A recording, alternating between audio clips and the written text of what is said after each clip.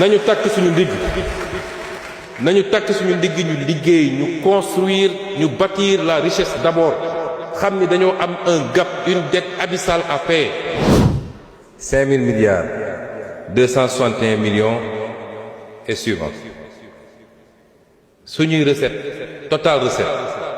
c'est 6 188 milliards maanaam mënoon nañu jël recette yi yépp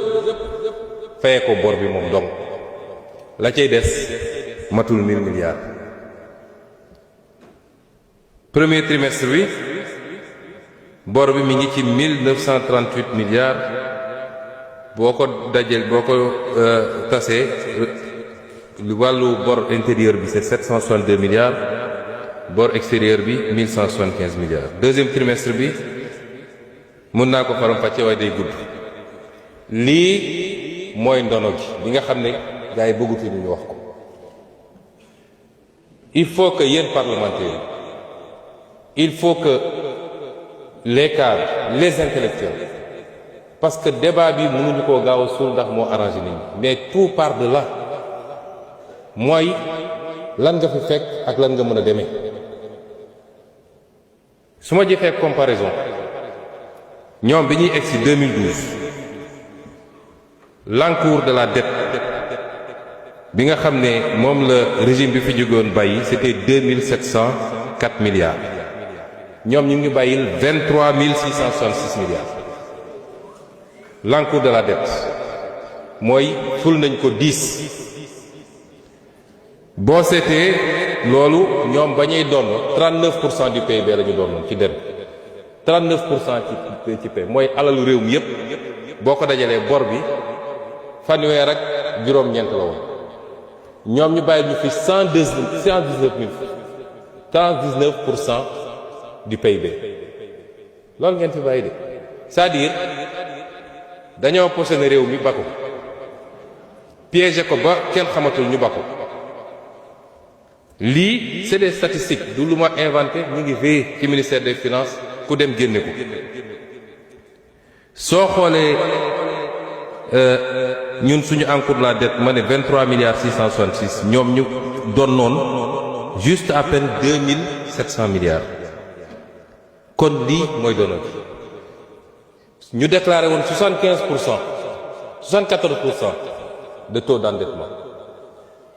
ñu ñëw gis 119% boo seetee différence bi 7667 milliards bu ñu làq la léegi au moins kenn werantetul loolu biñ ci njëkkee wax def conférence de presse lu ne dégg naa ko lu ne mais tey kenn mënul taxaw ne bor bu ñu làqoon amul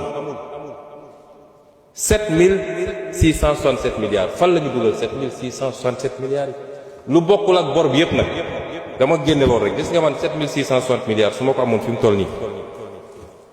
buñ ko amoon ñun dinaa def des projets yoo xam ne ça change définitivement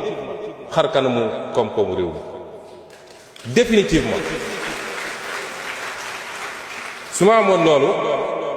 dinaa def le grand transfert d'eau pour 700 milliards dinaa def le réseau gazier du Sénégal nga xam boo ko defoon tey gaz bi ñu jëlee ko fa mu war a jógee depuis le nord tasaare ko fépp mu fekki industrie fekki centrale yi fekki lépp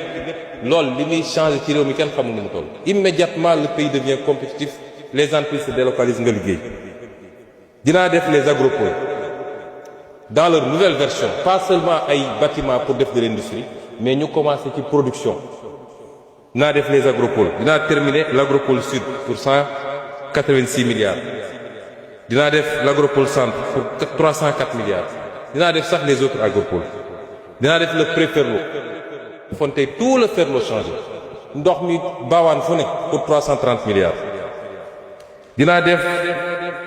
jël le port de Ndayane li nga xam ne mooy les infrastructures maritimes communes pour 250 milliards au lieu ma koy tay lay bitim réew dinaa ko defal sama bopp dinaa def l'extension de l'aéroport AIBD pour 305 milliards les logements sociaux pour 405 milliards SENTER yokku autorail bi yóbbu ko ba Thiès dinaa ko def ci loo xam ne du weesu 400 milliards waaye mun naa def lenn ci loolu def benn projet boo xam ne c'est le projet le plus structurant mooy Yaakaar Teranga ma defal ko sama bopp. J'ai besoin de 4500 milliards je fais Yaakaar Teranga on donnera l'énergie à 60 francs le kilowattheure aux Sénégalais et aux industriels. Imaginez l'impact de ces projets-là sur la société. Où est-ce qu'ils ont mis l'argent? duñ ma ne Diamniadio la ñu gas tabax ay immeubles wala ci ay stade la ñu ko def wala. Et c'est ça li tax man mënuma d'accord ak ñu bëri ci li ñu bëgg parce que lii wax nañ ko Sénégalais ñu ngi leen ko wax saa su ne te teewul malgré tout on a fait des efforts mais balaa may ñëw ci loolu cette dette elle est odieuse dafa am lu ñuy wax la dette odieuse parce qu'elle a été contractée en tout cas pour une partie les 7600 milliards ils ont été contractés sur le dos des Sénégalais sans que Assemblée nationale valide ko sans que mu jaar par les circuits. C'est une responsabilité extraordinaire mais ñun bu ñu bëggee changer réew mi bu ñu bëggee demander aux Sénégalais ñu def ay sacrifices la question c'est pourquoi les étudiants patienteraient, pourquoi les commerçants, les syndicats, etc. bu dee ñun lii lépp am na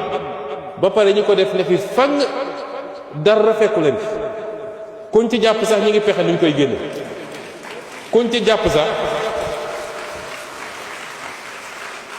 jàpp sax suba ngoon ñi ngi pexe naka lañ koy rëccalee mu dem dossier yi yëpp ngeen dégg amuñu man daan ko wax de awma ci benn yaakaar boo moytul France lay mujje xam ngeen ndax lan te loolu moo tax nag problème am parce que amoon na fi première alternance am fi deuxième alternance ñu ne CREI traque des biens fan la mujje fenn te pourtant et c'est le lieu de féliciter les corps de contrôle de ce pays, l'IGE, la Cour des comptes, la CENTIF, qui font un travail extraordinaire, documenté, très précis. Mais su ma waxee ñu ne day critiquer du ma dugg ci ñenn du ma tudd ñenn ñi mais dossier bu dem ñu yàq ko 2 ans mënuñu génne benn dossier te yàlla xam na ni dossier fort yenu la loolu mooy problème Sénégal et c'est pourquoi les Sénégalais n'accepteront pas de patienter am na lu si suñu part de responsabilité parce que ñun ñoo war a mettre les gens qu'il faut là où il faut ñu def le travail qu'il faut c'est à nous de le faire et cette dette elle est odieuse parce qu'elle a été conclue sans l'approbation des Sénégalais à travers les instances qu'ils ont désignées ñi def responsabilité chaîne bi dafa bëgg ba ci Cour suprême sur la dette extérieure c'est la Cour suprême moom mooy génne benn lettre d'habilitation ne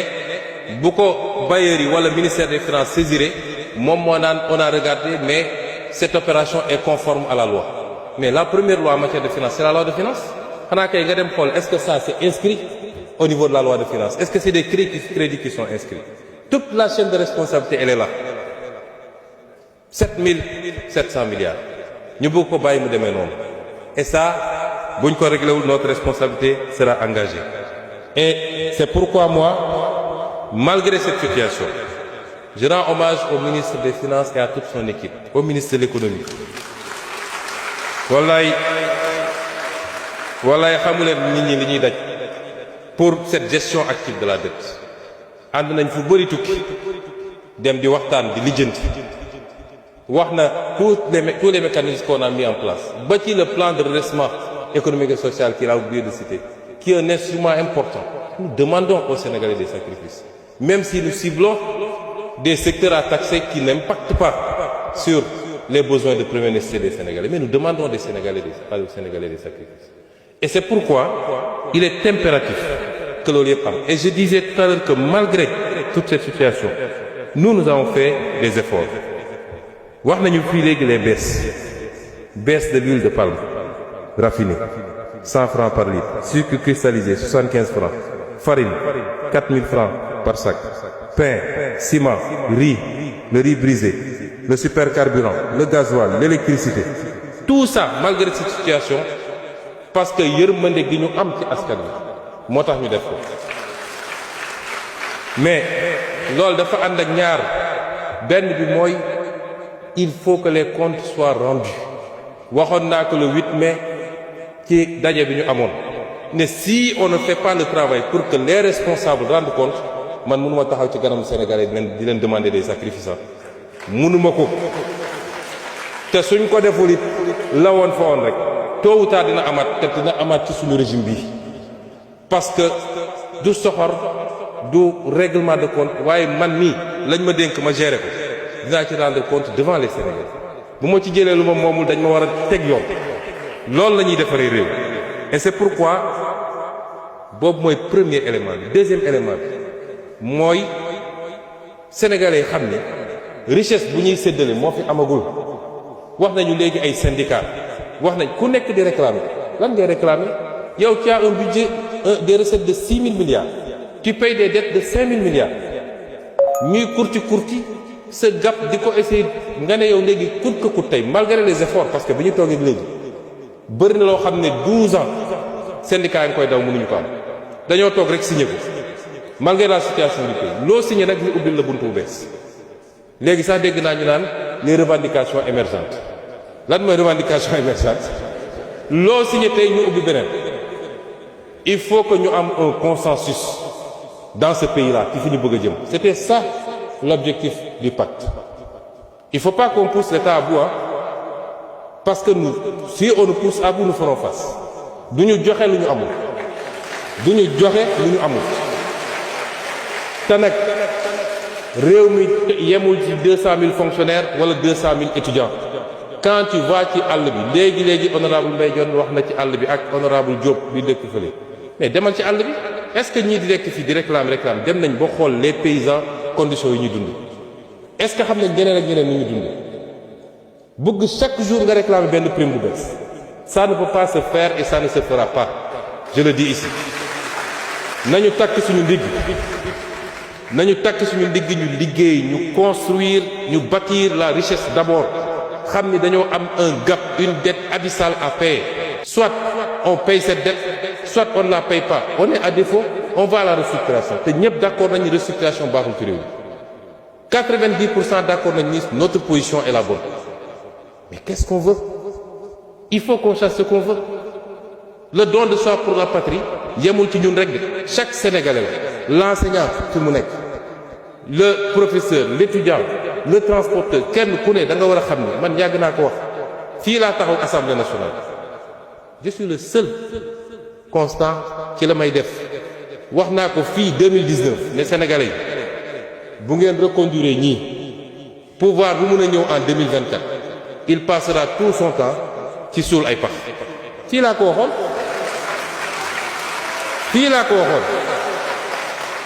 tey ñu toll ci suul pax nag foofu la ñu toll ñun ñëpp ku nekk na jël pelle ñu suul pax bi teewul nag on fera les efforts qu'on doit faire ma daaneel ci foncier bi ci collecte arachide bi ma jox leen ay misaal yu ndaw ñoom ñii di wax arachide 2022 2021 67 000 tonnes la Sonac ko collecté 2022 129 000 tonnes 2023 22 000 tonnes 2024 12 000 tonnes